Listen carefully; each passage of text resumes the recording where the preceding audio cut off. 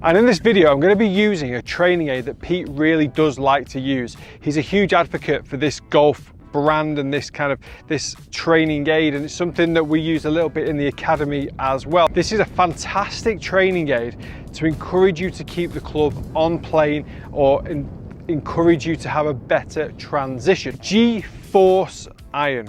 Okay, so the GForce iron, you're probably thinking, what is that? You'll see straight away, look how bendy the shaft is, all right? So basically, if you're able to swing the golf club on plane, you're going to be able to control the golf shot.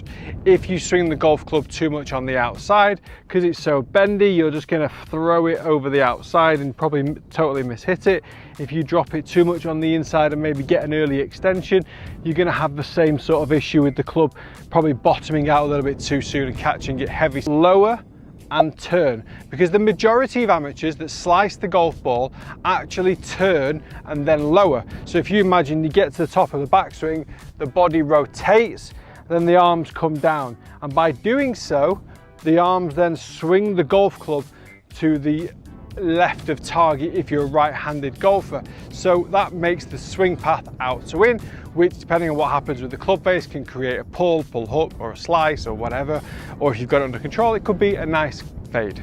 So the reason Pete was talking about lowering first then rotating is that he can use his shoulders, he can use the arms to kind of really load up the power, get the club down and on plane. You see the shaft of the club there pointing parallel to my feet and pointing straight down the target line behind me, and that's pulling the clubs and lowering the arms into position, and then using that hip turn there to really kind of work through the shot and create the power. So if I can lower the arms first there and then add that rotation, we should,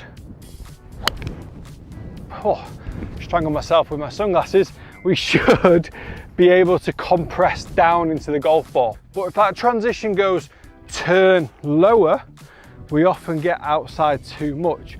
We often see, even going from the other way, so if you're a golfer that hits the ball with a hook, or you catch it fat, or you hit a big push, all three of those shots are from the same family of faults.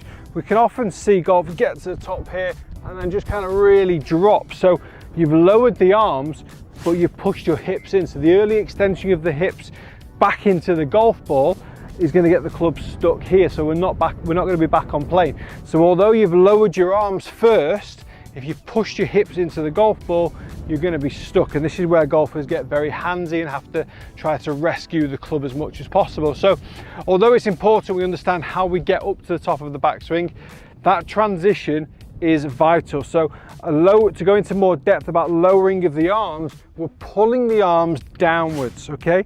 So I'm basically bringing my glove back in front of my chest and in front of my right quad, or my trail quad. So I get to there, I'm going to pull it down into the trail quad, and then I'm going to rotate. So top of the backswing, we're going to pull down into that trail thigh, shaft of the club pointing down the target line, and then the lead hip's going to clear. Okay, and you can do these shots really slowly. There, pull it down and clear.